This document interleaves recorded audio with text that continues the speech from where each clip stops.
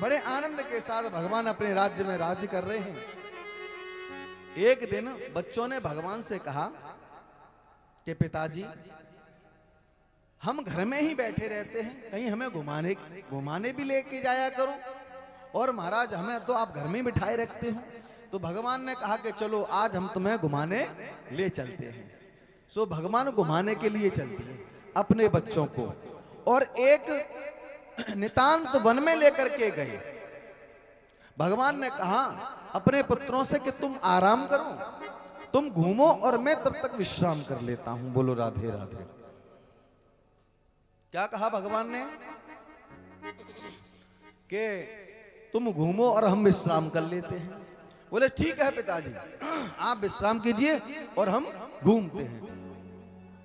भगवान श्री कृष्ण के पुत्र इतनी दूर निकल के घूमते घूमते कि देखा वहां पर एक कुआं है, जंगल में एक कुआं है, और बच्चे तो दंड होते ही हैं। सो बच्चों ने कहा कि चलो इस कुएं में देखते हैं ये कितना गहरा है। जैसे ही बच्चों ने कुएं के अंदर झांक करके देखा तो उसमें एक विशाल काय गिरगिट पड़ा था। भगवान श्री कृष्ण के पुत्र उस गिरगिट को देख करके डर गए और भागे, और जाकर के अपने पिताजी से कहा कि पिताजी पिताजी। बोले हाँ। बोले उस कुएं में एक विशाल काय गिरगिट पड़ा है और बहुत ही विशाल रूप है उसका। भगवान शंकर ने श्री कृष्ण ने कहा कि चलो तो दिखाओ चल करके। कहां देखा? भगवान श्री कृष्ण को उनके पुत्र वहीं पर लेकर के गए जहां गिरगिट को देखा था। जब गिरगिट को देखा था तो कहा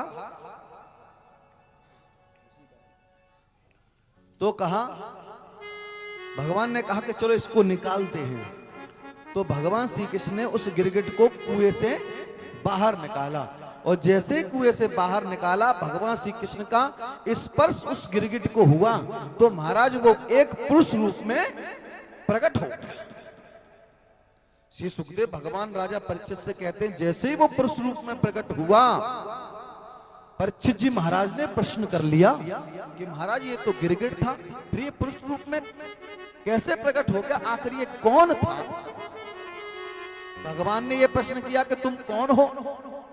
तुम तो गिरगिट थे और मेरा स्पर्श होते ही तुम पुरुष रूप में आकर के बन गए।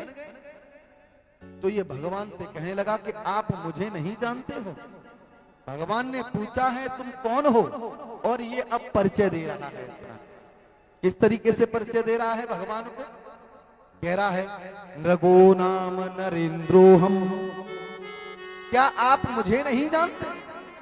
भगवान ने कहा कि भैया अगर जानता होता तो तुझसे पूछता कि कौन है तू।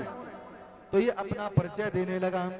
नृगो नाम नरेंद्रो हम इक्ष्वाकु तनय प्रभो दानिस्वाख्यमानेषु यते कर्णमस्पृशम्। यते कर्णमस्पृशम् कहा कि मेरा नाम नृग है, मैं इक्ष्वाकु वंश का राजा नृग हूं। भगवान ने कहा कि तुम नृग हो, राजा इक्ष्वाकु वंश के राजा नृग हो, तो तुम गिरगिट क्यों बने? तो ये अपना बखान करने लगा। मेरी ख्याति सारी जगह फैली, सारे संसार में फैली है। भगवान ने कहा ऐसा तुमने क्या काम किया था जिससे तुम्हारी ख्याति सारे संसार में फैली थी?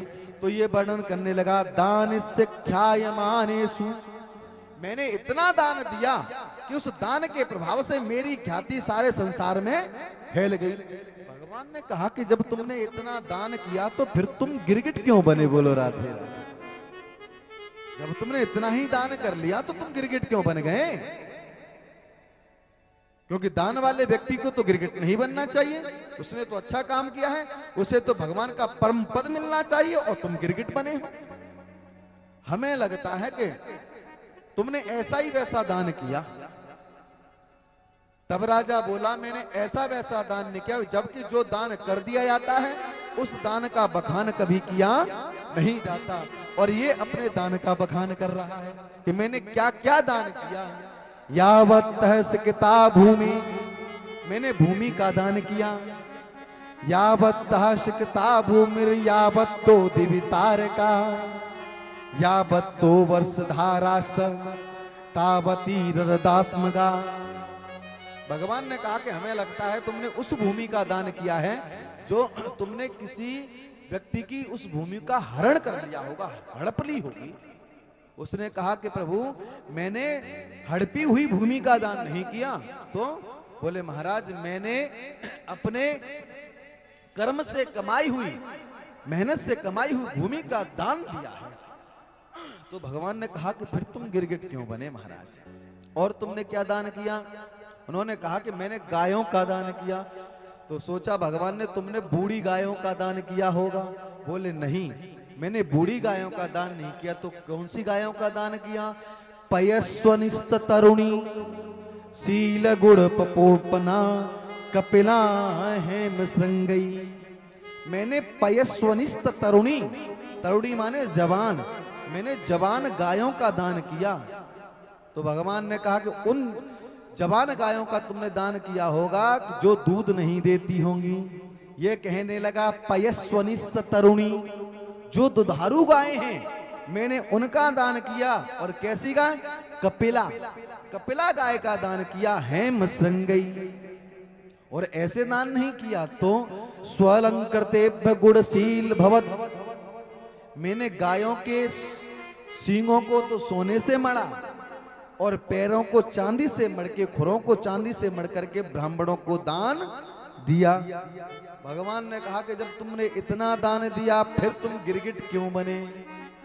हमारा प्रश्न तुमसे यही है। गोभू हिरण्य यावत या यत्ना हस्तिना कन्या सदा शीलस्तरूप सैया। मैंने हजारों कन्याओं का विवाह भी किया।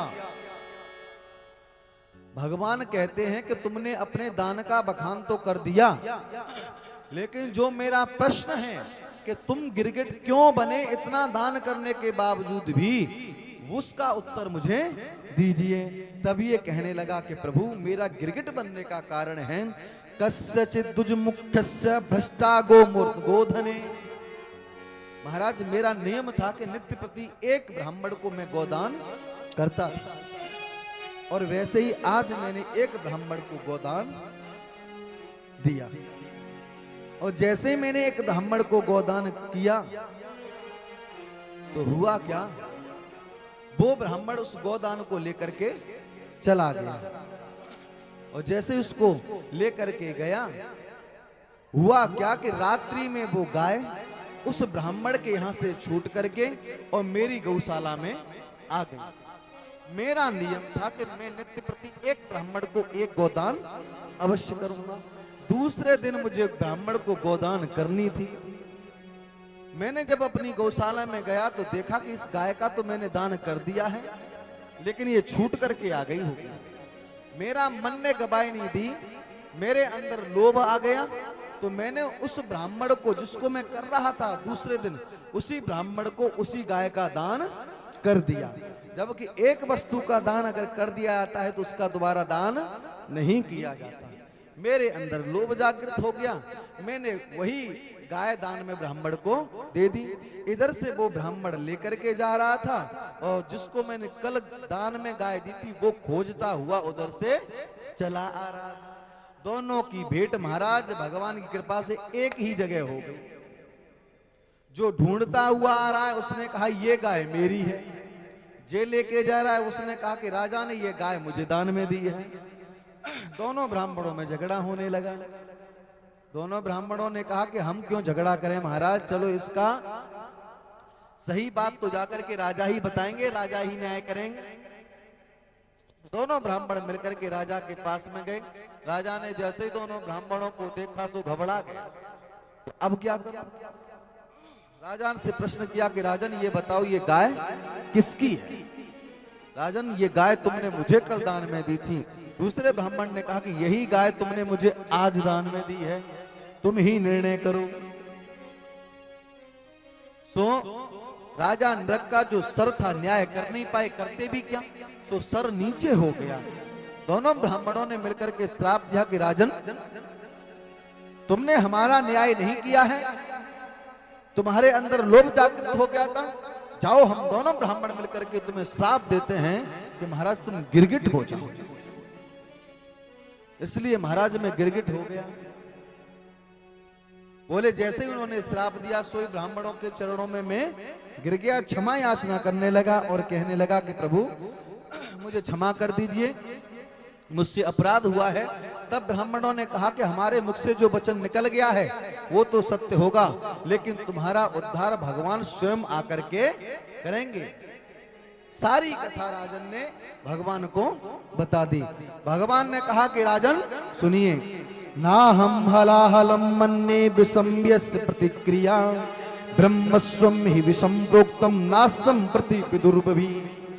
राजन अगर कोई जीव हलाहल विष का पान कर ले और मेरी शरणागति हो जाए तो मैं उसे जीवन दान दे देता हूं, लेकिन अगर कोई ब्राह्मणों का अपमान करता है और ब्राह्मण उसे अगर श्राप दे देते हैं और वो भी अगर मेरी शरण में आता है तो ब्राह्मणों के क्रोध से मैं भी उसे नहीं बचा सकता।